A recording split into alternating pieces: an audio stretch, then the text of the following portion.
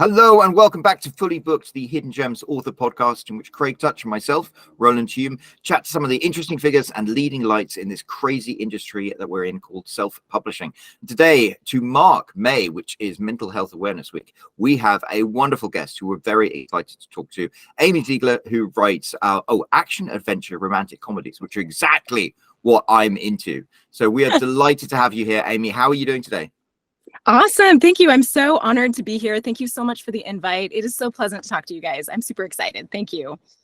Oh, well, it's wonderful you could join us. And of course, we wouldn't be here without the man himself, Craig Touch, the owner and founder of Hidden Gems and an author himself. How are you doing today, Craig? Doing great. Thanks, Roland. And, just a quick correction there. May is Mental Health Awareness Month, not week. But other than that, we're all good. Time is a human construct. So, this seems like a great time to have Amey on because she likes to talk about, writing and how it helps not only the author's mental health, but it can help the reader's mental health. And I know she has a couple of really interesting examples of that. And then, we can talk about some of the things that it does for both the author and the reader. But yeah, thanks for coming on, Amey. And why don't you tell us a little bit about yourself, and then we can start with the stories that you have about how this sort of mental health and writing go together, and how it has in your life at least. All right. Awesome. Thank you so much. Not much to tell. I'm a mom of 3 kids. I live near Austin, Texas, and I started writing when my second was about 2 years old, like writing full time. Like I always wanted to be an author. I've always had stories to tell. Like many authors, I grew up reading, loved books. It was, the perfect escape as a child. And yeah, now I'm excited to do this. I'm self-publishing. I'm actually a hybrid author. And so self-publishing is as often as I can get the stories out. It's super fun. Perfect. So I know you have a couple stories, one, sort of a personal story, and then one that about someone else. Yeah. So first off, I'm not like a mental health professional. So anything I say is just going to be my opinion alone. And I have suffered with postpartum depression, and I didn't realize it actually at the time. It's really hard, I feel like, to diagnose it when you're in the middle of it. And I feel like even the people around you don't necessarily notice either. It's almost like strangers had to tell me that. I'm like, you're not doing too well. And I'm like, whoa, how did you know? But I did. I had postpartum depression after each of my kids. It's something that I struggled with for quite a bit after my kids, pretty bad. And after my second was born, or my third was born, it was really bad. It was January because he was born in, May, but by January I still hadn't shaken it. And I just felt really bad. Like I just really struggle. I just kind of feel like my life is over. It's really hard to explain what depression feels like because people are like, oh, you're just sad. I'm like, no, it felt like my life was over. And with postpartum depression as well, I just felt like I had no energy. And so like my house was a mess. Nothing was getting done. And I was just in the deepest, darkest place. And I went to the library and I picked up a book that I had started the series, and I wasn't like super into the series, but I picked up book number 3. So I hadn't read number 2, and I started reading it, and it was a YA action adventure romantic comedy.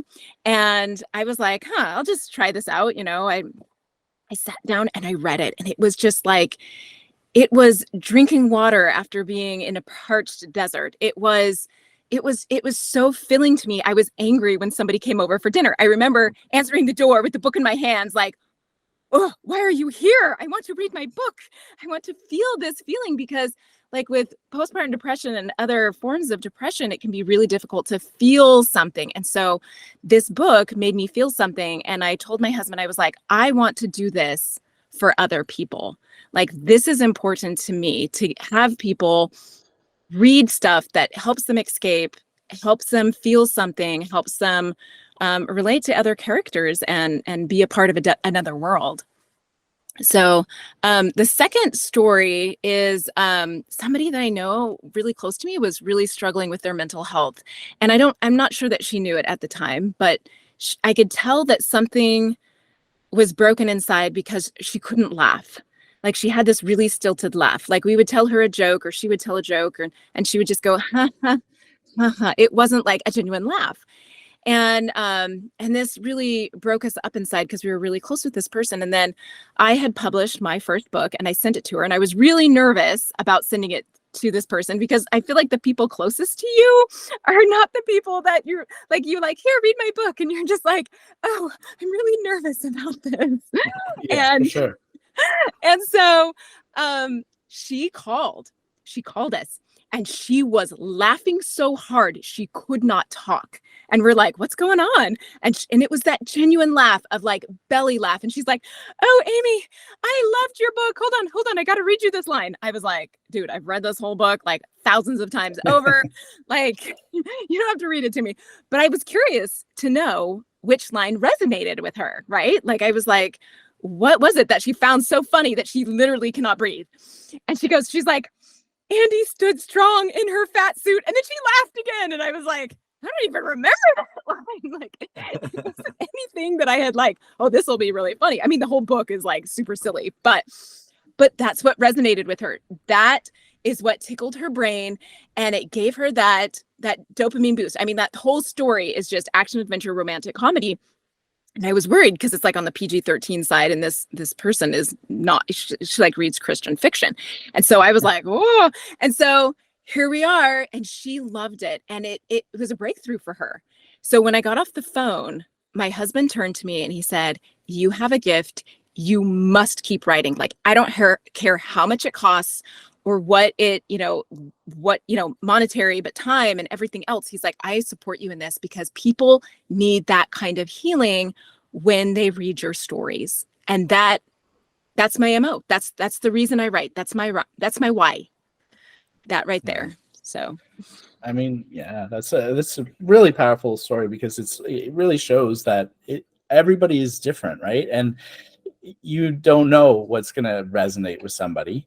You know, that line might mean nothing to somebody else, but it meant everything to that one person. And to pull them out of, a really bad place is, this gift that we have sometimes as authors to be able to do that, right? Yeah. It's really great. And then, I'm glad that it was able to help with you as well. I think a lot of the people, I know, including myself, have people that we know that struggle with depression and with other sorts of, mental health issues. And it's always a struggle to find something that will relate to them. And, if it's a good book, then that's even better, right? Especially given who we are as people, as authors, right? Right. I love it.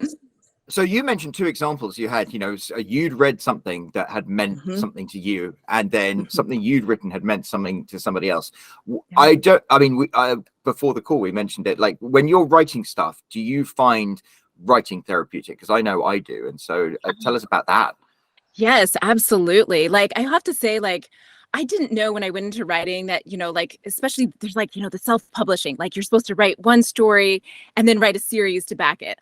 I was seriously just writing the things from my heart, things that I needed to get off my chest. So the casserole dish, which is like my best-sellingest book, was actually all about my pain. It was everybody in there suffers with something that I had suffered with. And I actually was like, I just kind of self-published it. I didn't even tell anybody I was publishing it. And I just kind of snuck it in under the radar, and it just exploded. And I think for me, what resonated with people is it's about a neighborhood. There's gossip, there's drama, not too much drama because, like, again, I like, uplifting and funny things, but it's enough that people can relate to it. And I wrote some of, like, I won't go into any details. Some of my neighbors may or may not be in that book. I don't want to get sued. I changed details about them, but just kind of like weird little personality quirks, just because I was like so annoyed with what was going on that I was like, well, I'm going to give this person that attribute that I really don't appreciate. And it was a therapy book for me, and kind of a love letter to that neighborhood, because I loved my neighbors. There were things that annoyed me about them, of course, but I loved them. And I loved that time living in that neighborhood. And so, I had to switch all the details around, and it's nothing like the people that actually live there, but I found them relatable in a way that, because I was writing from my heart, it was writing from my experience, it was writing things that I cared about, it really resonated with people, and it's still my best-sellingest book. And I'm like, oh, I didn't know I was supposed to write a series. Oops, but it does really well, and it is a therapy. Actually, almost all my books are therapy babies. Like, I'm always writing things that bother me. I have another book that I'm probably going to try to publish this year. It's called Late Bloomer, and it's basically to all the late bloomers out there, because I felt like I was a late bloomer. Like, I was just really nerdy in high school. I didn't really blossom until college. And I just kind of wanted to write about that, like the struggles that I had trying to find myself.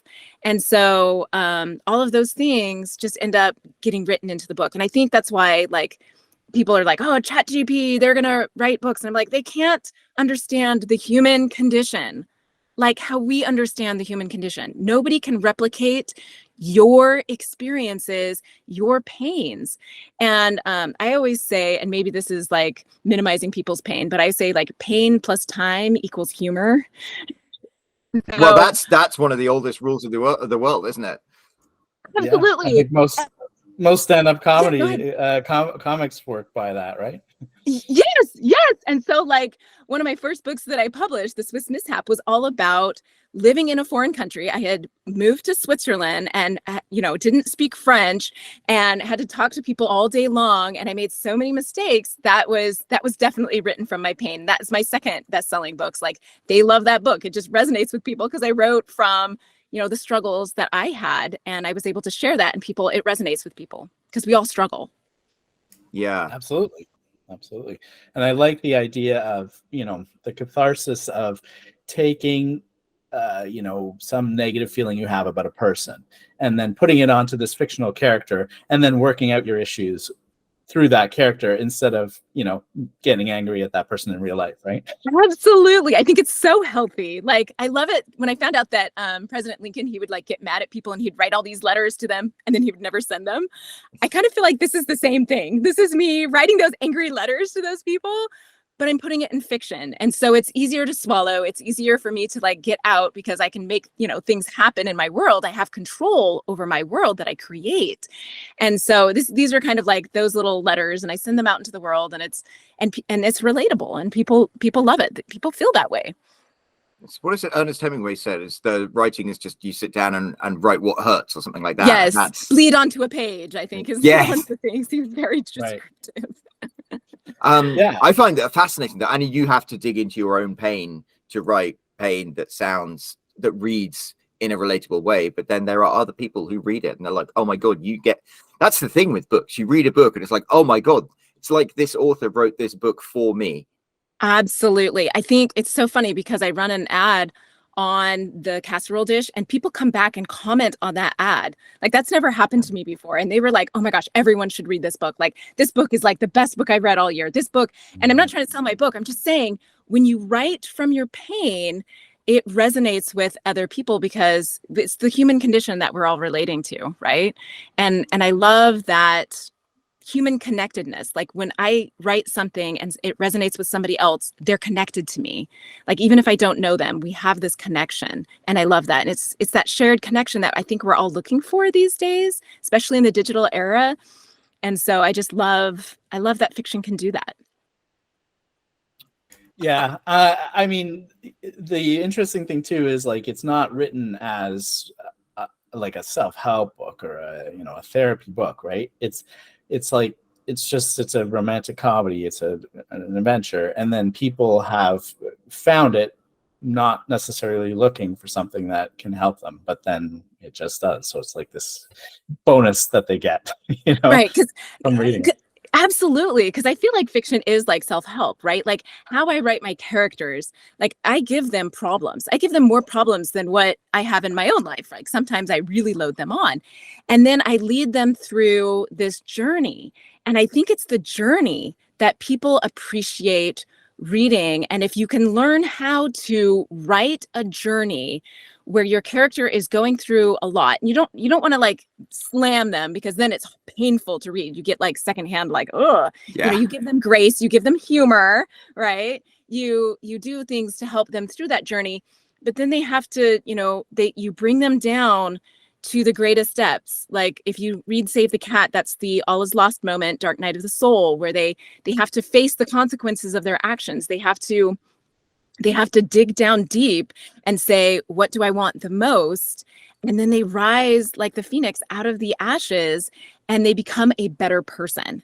Yeah. And I don't know if you've ever read Donald Maas, I don't know how to say his last name, The Emotional Craft of Fiction. Oh, so good at teaching you how to do that. Oh, I'll have to look them up. I'm very familiar with Save the Cat. I mean, that's like a lifesaver for writing. Writers, right? But you're absolutely right. I was thinking, once you've read Save the Cat, it kind of ruins a lot of films for you, because you're like, oh, I know which stage you're at.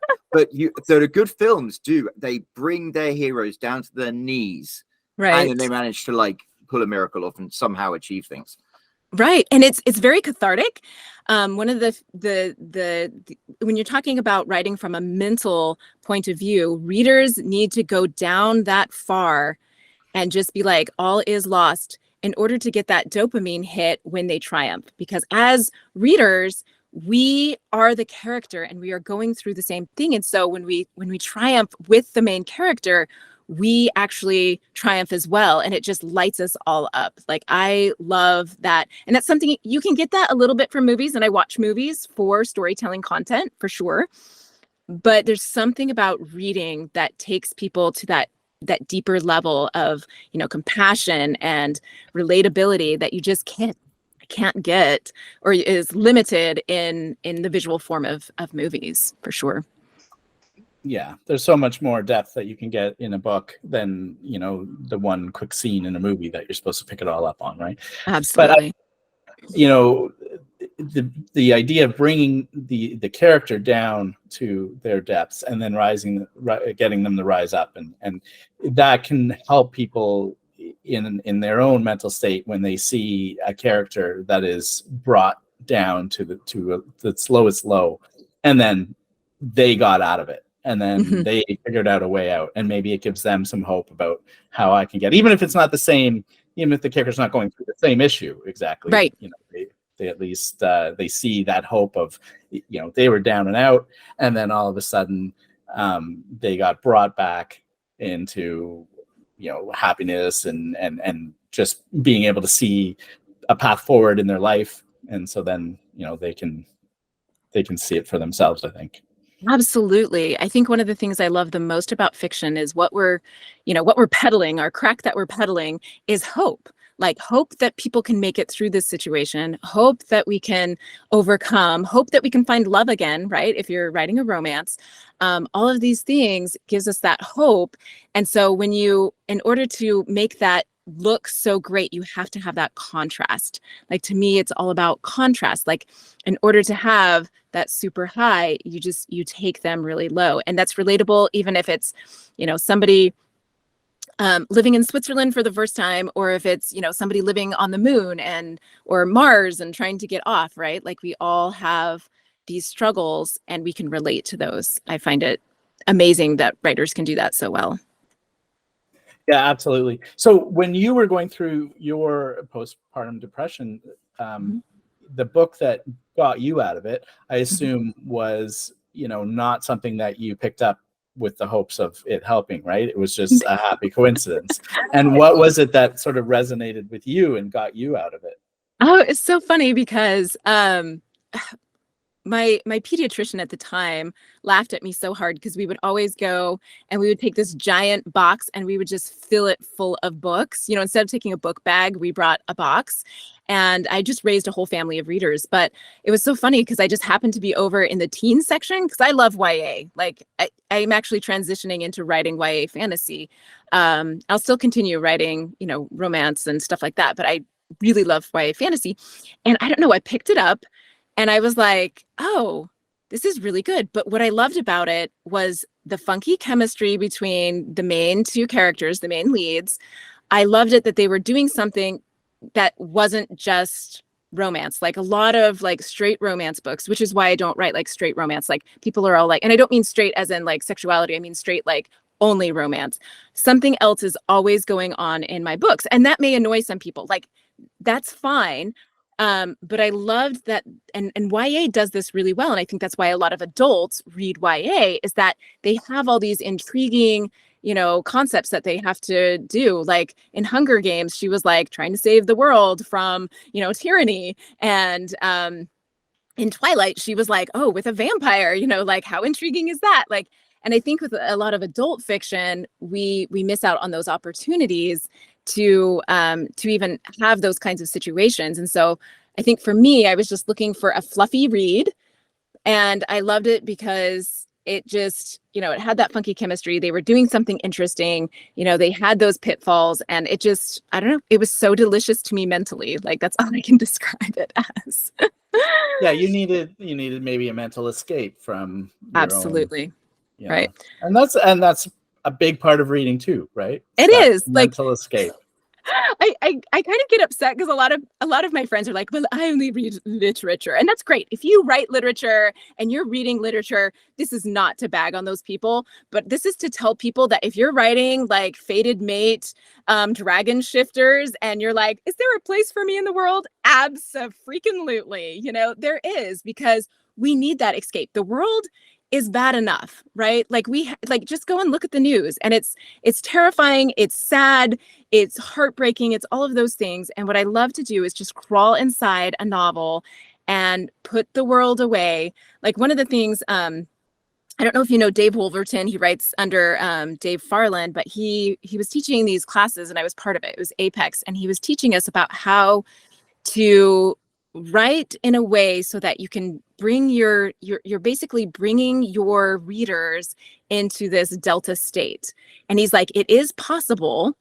And it's like hypnosis, right? Like you're showing them and creating this world so that, if they're sitting on a crowded subway, or if they're, ignoring their children's and, throwing Cheerios their way for dinner, that they can, imagine and create this world in their head.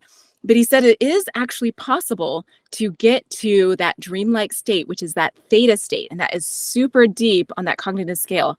I don't know if you've ever read a book, Craig, where you're like, you get up and you look around and you're like, where am I? Because you have been so, just ensconced in this world that you're actually surprised when you come out of it, because you're like, whoa, I'm sitting in my living room and not, on the forest moon of Endor, or wherever, whatever your genre type is. And it is possible as writers to be able to do that for someone else, which is amazing. Yeah, I think, that's one of the reasons why, you were saying earlier how a movie, it can help too, but I think the difference with a book is that, not just that it takes you longer to read, and there's more sort of description, and there's more, depth to it, because it can be longer, right? A movie just has to drop a lot of stuff, right? You were talking about Hunger Games. I watched Hunger Games with my kid, and, I remember he had read it and I had read it, and I was like, they changed a lot of stuff, right? I get why they just have to, right?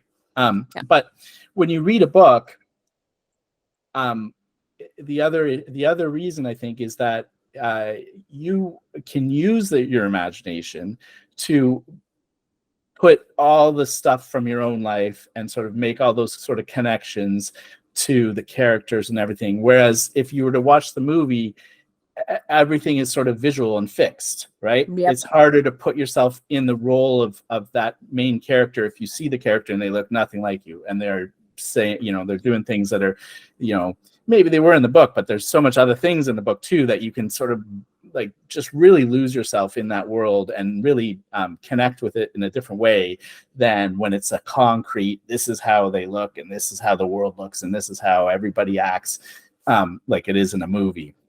It's just harder to sort of lose yourself that way. Absolutely. And one of the things I tell people, because I do teach like writing classes, and, I talk to others, I present at conferences, and I always tell people, I was like, as the author, you're actually co-creating this book with with your readers. Like they bring something, they bring their filters, they bring their experiences to the table as well.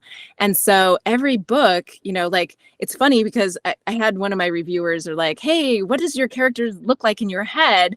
Because I wanted to post like a social media thing and I kind of wanted to, represent them there. And so I was looking around and I was like, oh man, I had deposit photos or something where I'd bought a subscription. So I was looking for something that I could use like legitimately.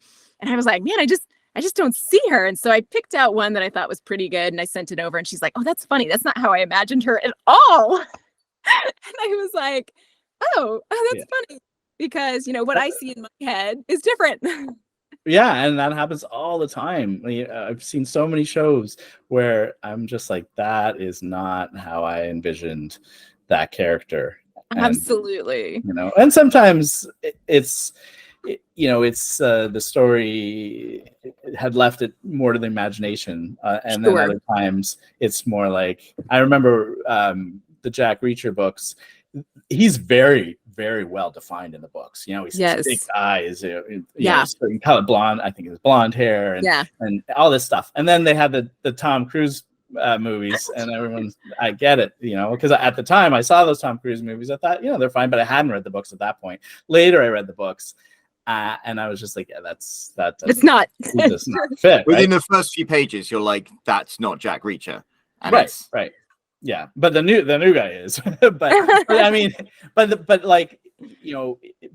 that's a one where it was super defined, right? But in a lot of stories, they intentionally leave it vague so that the reader can sort of transpose themselves into the character. Absolutely. That was one of the things they said about Bella in Twilight, is that she was basically a blank slate, and like young girls who would read this were like, that's me, and what a beautiful quality to do. I mean, whatever your feelings are about Twilight, she mastered that, and she got girls to feel that way about her book. And so, say what you will about the story, like some people are like, oh, her blah blah blah blah blah. I don't care. She mastered something. Learn from it. Like, she did something really well. Figure it out and see if you can duplicate it. I will stand for Twilight for exactly that reason. It's like, whatever you say about it, you can criticize it all you want, but it really, really resonated with a generation. Yep. And so as an authorpreneur, I'm like, okay, what did she do? What did she do well? Because I want to replicate that, right? Like, I want to be able to sell that many copies. I would die if I sold 100 million copies of anything, right? And so instead of, bad mouthing and whatever else, I'm like, okay, what did she do? How can I replicate that? And a lot of it was to do with feeling and emotion. Yeah. It's like, when Bella in the second book, I mean, I could, she was so annoying in the second book when she was like depressed because Edward had left her and she was doing stupid things and things. Yes. But at the same time, you could get it. It's like, you've had somebody you were in love with who ghosted you or whatever, and it's like, what do? You feel like a piece of you is missing. And then she wrote it in a way that it resonated with even cynical people like me could read it and understand it. Yes, absolutely. And I think that what she did was actually brilliant. Like, it was brilliant, and girls connected to that. Her target audience really connected to that. And as authors, we should be doing that too. Like, we need to be doing that. So, I think it's the same for men's fiction. With James Bond is another one who was kind of like a blank slate that men could put themselves into. Yes, and I actually love James Bond. James Bond is kind of more of a static character, except for the most recent iteration. Like, Daniel Craig actually had a lot more emotion, and like, he changed a lot more rather than like the 1960s Bonds, or even Pierce Brosnan or whoever played in the 90s. I missed that. I didn't have cable. I didn't have money. I was a college student back then, and I didn't have money to go to so I missed all those Bond movies. But yeah, James Bond, what I loved about James Bond, and I love Bond movies. Like, it's hilarious because I love romantic comedies, but I also am like, come on, husband, let's go watch these, action movies. And he just thinks it's hilarious that I'm like, let's go watch the latest Bond. Let's go watch Mission Impossible. Let's go watch this. He thinks it's hilarious. But what I love about those is that they're competent and they're good at their jobs, and you just want to follow them no matter what they do, right? Like, whatever they're doing, I'm here for it because it's going to be awesome. And I love that in a genre. Like, we need those kinds of characters, even if they're kind of static. When you write, that's your classic Sherlock Holmes. That's Superman was a little bit that way. He was just the quintessential, character, but he was good at what he did. And so we're willing to follow them around. Most people you're going to need to have that character growth in order to make them compelling. But I do love James Bond. Yeah, I mean, people they want that hero as well. They want that competent person who can do everything, and then that sort of makes them sort of, root for them. And also, if they are sort of feeling a little bit like them, then maybe, it brings them up. So how would a writer then, in your opinion, like you talked about creating that dopamine burst in your readers, right? Which is what's going to help lift them, lift their spirits up a bit, right?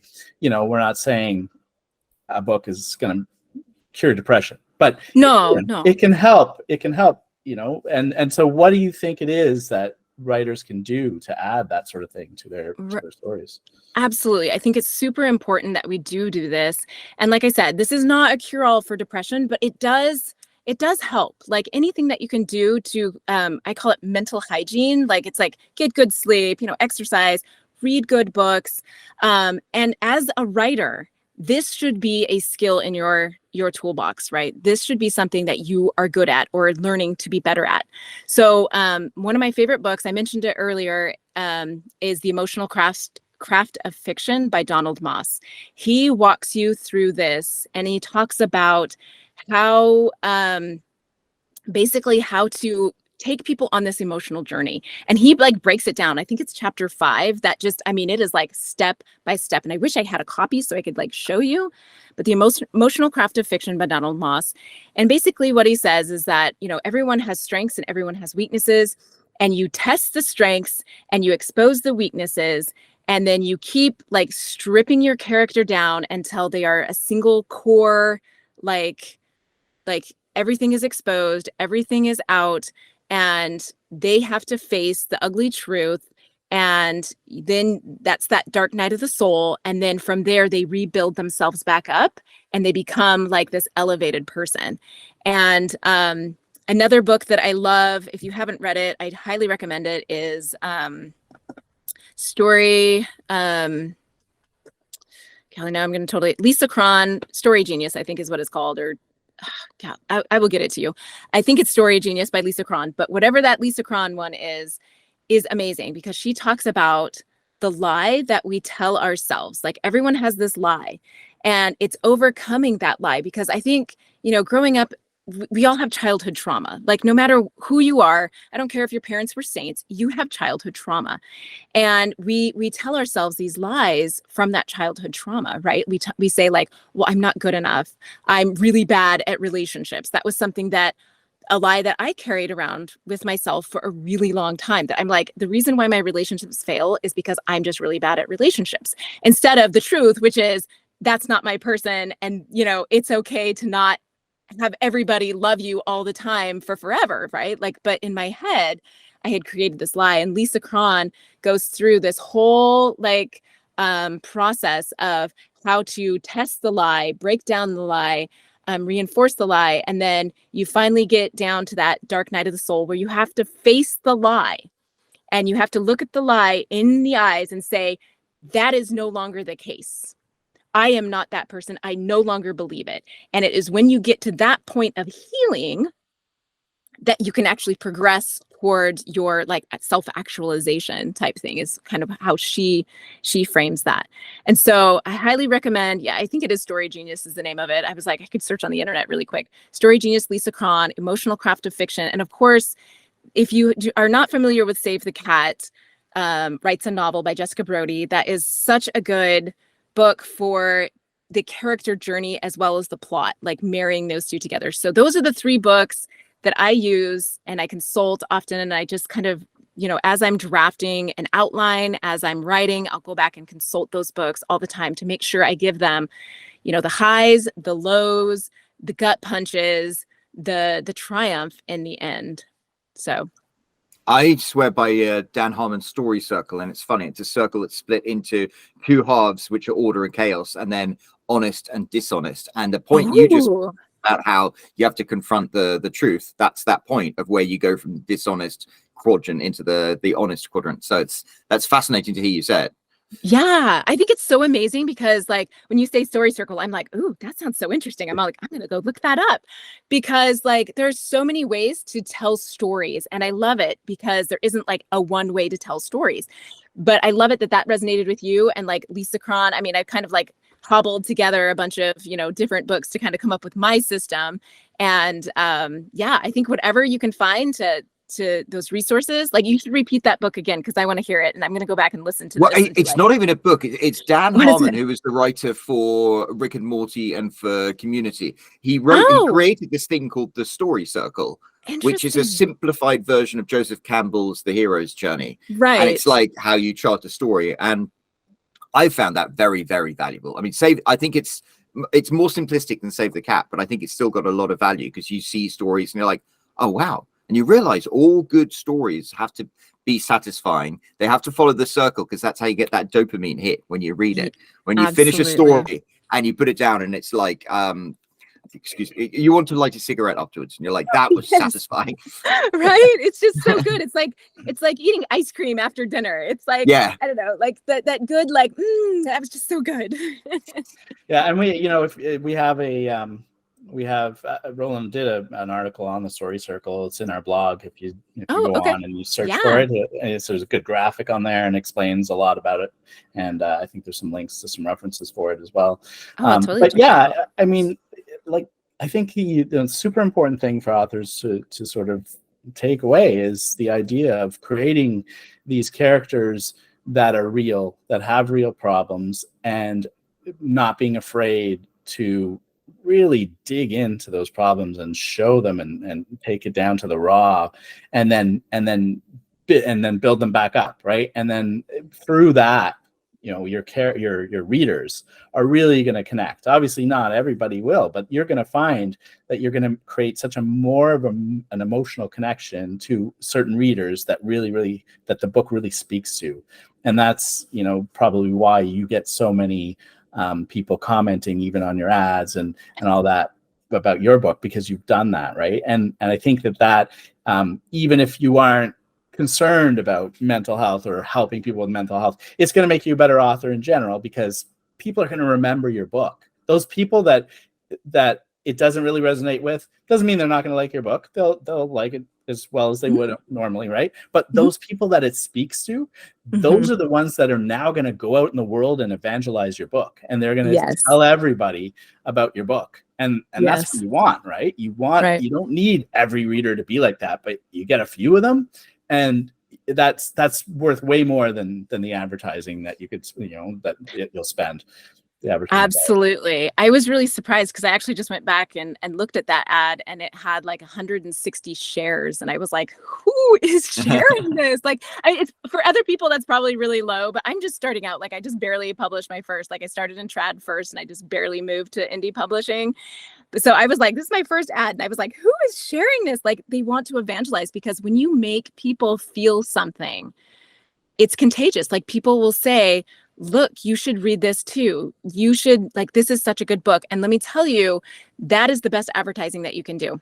I am 100% more likely to read a book because one of my friends recommended it than an ad that I see on Facebook. Sorry for all those people that are running ads, but that's just the truth. So write something that is so worthy that people say, you have got to read this, and they hand you a copy. And the other thing is, I mean, I find that you buy a book because you know the author, you like the author, you trust the author. Like, people are going to buy Amey Zeigler books because they know that she's going to deliver that angst with the satisfying happy ending. And absolutely. That I would say that that's my brand. Like, it was funny because I just got back from a writers conference last night, and they were like, I want you to, what is your brand? And that's what I came up with, like the action adventure romantic comedy, like what people feel. You're going to have realistic characters that have like real problems, but it's going to be treated in such a way that you will come away with such a good feeling when you're done. Like, it's going to be, people are going to be like uplifted. It's going to be filled with hope. It's going to be funny, but they are going to suffer, and it's okay to cry. Like, I have, characters, and I cry sometimes when I'm writing these books. Like, it just touches me so deeply that I hope that translates to, readers being so connected and invested that they do as well. And I find the whole idea of stories where, as an author, you have to make your characters suffer. But when you're living your own life and you're going through bad times, sometimes you're like, oh, this is just a bit in the book where the character really has to suffer. So, oh, yeah, I'm suffering now, but it's okay. It's all going to turn out for right in the end. Yeah. And I think we love that. I think we love watching vicarious suffering. I think that's terrible to say, but it is true. Because misery loves company, and we love to see these heroes triumph, right? Because sometimes some of the problems that I dealt with, like, they're just not going to go away. Like, postpartum depression is here to stay. I'm out of my childbearing years, thankfully, but still I have times of depression. Like, I still get really bad, like, days and weeks where I can't write, I can't do anything. And so I do love reading stories where people triumph, where people are brought down to these lows, because it gives me strength to go out and try again. Even if they're on a battlefield and I have, nothing in common with these people, to see them win, to see them struggle is healing for me. It is healing in my soul. So I love it. Yeah. And I mean, that's why most romance novels have happily ever after endings. And rightly so, because readers don't want a book that doesn't have that, a romance specifically. Oh, yeah. I mean, like, I actually read, I don't know. It's the one, Me Before You. I didn't want to read it. I actually went and watched the movie, and I walked out of there and I was mad. I was sad, but I was mad. I was like, that is not a romance. That is not a romance. They didn't get together in the end. Spoiler if you haven't seen it. But I was so upset, because what I was looking for was that happy ending. And I think that's why a lot of people do gravitate toward romance. I mean, romance is like one of the top genres. And again, going back to like all the people who read literature, a lot of times, like, I have a secret. Here's a confession. Are you ready for this confession? In all my literature classes, I never finished one of those books. Like, never. Scarlet Letter, didn't finish it. Trying to think of some other things. Hamlet, never finished it. Why? Because they were so sad and depressing. I was like, why are we making our kids read these? I know that they have. I can't stand literature for the same reason. Literature, they call it. Yeah. Like, literature is what a term you use for authors who can't sell books. Yes, I swear. Like, and I'm not trying to bag on them. I know, I'm sorry. All you literature writers out there, you have a place too. But like, it just cracks me up so much when I read something that is literature and I get depressed afterward. Like, I'm like, what's the point of living? Like, the whole point of it is like, what's the point of living? And I'm like, oh, that's depressing. I don't want to think about that. And which is why I gravitate, Alexander Dumas, even though he's like 1,000 years old now, he was writing popular fiction of the day, right? He was writing things that would, it was the same kind of thing as, I'm trying to think of something that's super popular today. Geared, I think it's. Well, the Marvel movies, for example. Yes, Marvel movies. Exactly. I would consider Alexander Dumas the Marvel movies of that era. Yeah. He was writing action adventure. There was romance in there. It was French, so of course there was. But yeah, like when you have that, I mean, I read Dumas because I love it. Like, I think it's great because, he has, people doing interesting things instead of, The House of Seven Gables by Nathaniel Hawthorne. I couldn't get into it. Wuthering Heights. Sorry. I still couldn't get into that. I've tried to read it, tried so hard. Couldn't get into it. It's supposed to be a great classic, but oh, jeez. Yeah. I mean, there's a place for literacy or for sure. Absolutely. For literature. Well, there's a place for literacy too, but there's Absolutely. a place for literature. Absolutely. And I think, people are reading that stuff for a different reason. They're not necessarily doing it for escape. Nobody's reading Kafka to feel better, right? No, that is not what I read for mental health, mental cleansing here. I mean, Wuthering Heights is a great example. It's like, it's literature. I know tons of people who love it because they want to be depressed when they read it. Right. Sometimes and me, it's like fan fiction. You read the fan fiction for the emotion you want to feel. Yeah. Absolutely. And I agree. And so like some people don't read mean that to disrespect literature. Yeah. No, like you read Wuthering Heights because you want a good cry, right? That's cathartic in and of itself, right? So it's not that literature is bad or there's no place for literature. It's just for me, I'm already so super depressed. So reading something like that does not help me. I want to read something fun, but that's me. Like, that's me. Yeah. That's fine. No, and every author is going to, just like every reader is different. Every author is different, but I'm the same way as you guys. I actually went to university originally for creative writing, and I got into the program, and I pretty much dropped out after the first year because the stuff that they wanted us to write and to read was just all literature, and it was nothing genre. It was nothing that I was interested in, and it wasn't what I wanted to write. And I get that, you're still going to learn the techniques and everything, but it was tough for me to be motivated when that was what we were studying. It was just so completely not what I wanted to read and write. So, I ended up just making my own path later in life. But I get it. There's a place for it. But I think for this particular topic of mental health and trying to feel better from reading books, you're usually looking for more of that escapism that ends with a happy ending. Not that depression is the only mental health issue that can help with, that reading can help with, right? But it's a good one. Yeah. So absolutely. So I think we're probably coming up on the end of our time, though, right, Roland? We are. Gosh, I've been so engrossed in the conversation that I haven't been keeping track of the time, but we have. But thank you so much. I mean, it's been such a fascinating conversation, and I love it because people always ask me, how do you write a good book? And it's like you would make people feel. And I think that's it. And so talking about this, it all ties it together in a really satisfying way. So I think apart from the people who are offended about what we said about literature, a lot of the people who are going to be listening to this will get a lot out of it. Yes, I hope so. And I hope hopefully this was helpful. We mentioned a couple of books and your guys' blog. We get a lot out of what you guys are both doing for the indie author community. I really appreciate, I read your emails. I look at your stuff. I look at what you guys are saying about the industry. And I just really appreciate how you guys are willing to help us as authors to try to navigate, our business and story and all this stuff. So I'm super impressed for what you guys are doing. And I'm super glad to be able to make this connection with you guys today. So it just makes me happy. Well, speaking about making connection, where can people find your books and connect with you? Well, if you want to read my books, of course, right now, Amazon, of course, some of my traditionally published books are in Kobo, Barnes & Noble, and everything else. Basically, as long as you spell my name right, which is Ameyzeigler. Sorry, I don't take credit. Both of those names were given to me.